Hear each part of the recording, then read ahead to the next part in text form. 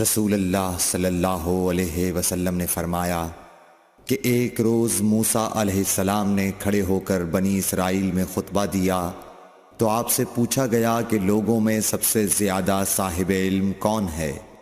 انہوں نے فرمایا کہ میں ہوں۔ اس وجہ سے اللہ کا غصہ ان پر ہوا کہ انہوں نے علم کو خدا کے حوالے کیوں نہ کر دیا۔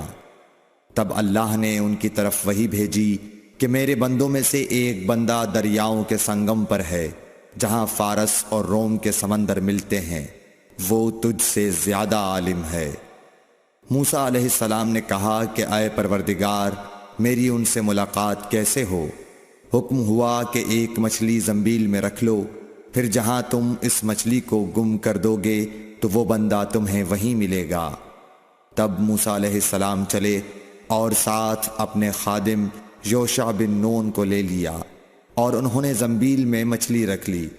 جب ایک پتھر کے پاس پہنچے، دونوں اپنے سر اس پر رکھ کر سو گئے، اور مچھلی زنبیل سے نکل کر دریا میں اپنی راہ بناتی چلی گئی۔ اور یہ بات موسیٰ علیہ السلام اور ان کے ساتھی کے لیے بے حد تعجب کی تھی۔ پھر دونوں باقی رات اور دن میں جتنا وقت باقی تھا چلتے رہے۔ جب صبح ہوئی، موسیٰ علیہ السلام نے خادم سے کہا، ہمارا ناشتہ لاؤ، اس سفر میں ہم نے کافی تکلیف اٹھائی ہے۔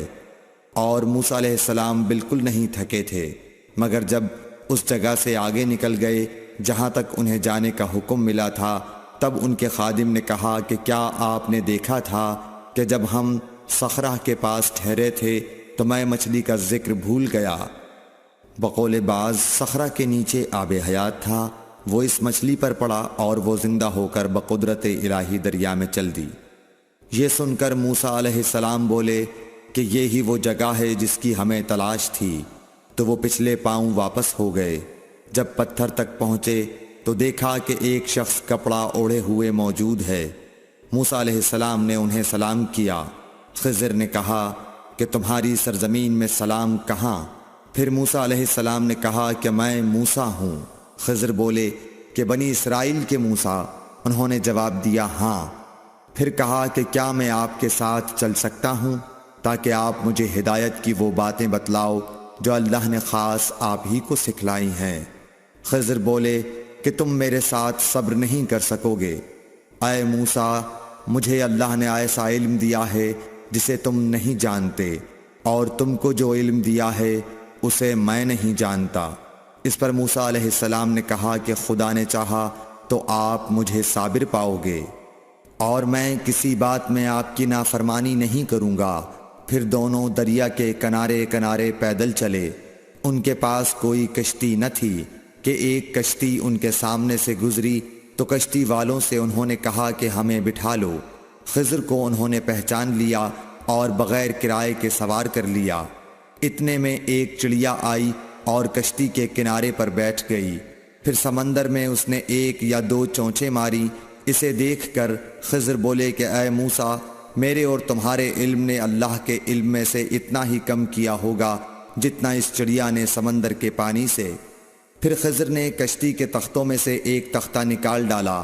موسیٰ علیہ السلام نے کہا کہ ان لوگوں نے تو ہمیں کرایہ لیے بغیر مفت میں سوار کیا، اور آپ نے ان کی کشتی کی لکڑی اکھاڑ ڈالی تاکہ یہ ڈوب جائیں۔ خضر بولے کہ کیا میں نے نہیں کہا تھا کہ تم میرے ساتھ صبر نہیں کر سکو گے؟ اس پر موسیٰ علیہ السلام نے جواب دیا کہ بھول پر میری گرفت نہ کرو۔ موسیٰ علیہ السلام نے بھول کر یہ پہلا اعتراض کیا تھا۔ پھر دونوں چلے۔ کشتی سے اتر کر ایک لڑکا بچوں کے ساتھ کھیل رہا تھا۔ خضر نے اوپر سے اس کا سر پکڑ کر ہاتھ سے اسے الگ کر دیا۔ موسیٰ علیہ السلام بول پڑے، کیا آپ نے ایک بے گناہ بچے کو بغیر کسی جانی حق کے مار ڈالا؟ غضب ہو گیا۔ خضر بولے کہ میں نے تم سے نہیں کہا تھا کہ تم میرے ساتھ صبر نہیں کر سکو گے؟ ابن عیینہ کہتے ہیں کہ اس کلام میں پہلے سے زیادہ تاکید ہے، کیونکہ پہلے کلام میں لفظ لکا نہیں کہا تھا، اس میں لکا زائد کیا، جس سے تاکید ظاہر ہے۔ پھر دونوں چلتے رہے، حتیٰ کہ ایک گاؤں والوں کے پاس آئے، ان سے کھانا لینا چاہا۔ انہوں نے کھانا کھلانے سے انکار کر دیا۔ انہوں نے وہیں دیکھا کہ ایک دیوار اسی گاؤں میں گرنے کے قریب تھی۔ خضر نے اپنے ہاتھ کے اشارے سے اسے سیدھا کر دیا۔ موسیٰ علیہ السلام بول اٹھے کہ اگر آپ چاہتے تو گاؤں والوں سے اس کام کی مزدوری لے سکتے تھے۔ خضر نے کہا کہ بس اب ہم اور تم میں جدائی کا وقت آ گیا ہے۔ جناب محبوب کبریا رسول اللہ صلی اللہ علیہ وسلم فرماتے ہیں کہ اللہ موسیٰ علیہ السلام پر رحم کرے۔ ہماری تمنا تھی کہ موسیٰ علیہ السلام کچھ دیر اور صبر کرتے تو مزید واقعات ان دونوں کے بیان کیے جاتے اور ہمارے سامنے روشنی میں آتے، مگر حضرت موسیٰ علیہ السلام کی عجلت نے اس علم لدنی کے سلسلے کو جلد ہی منقطع کرا دیا۔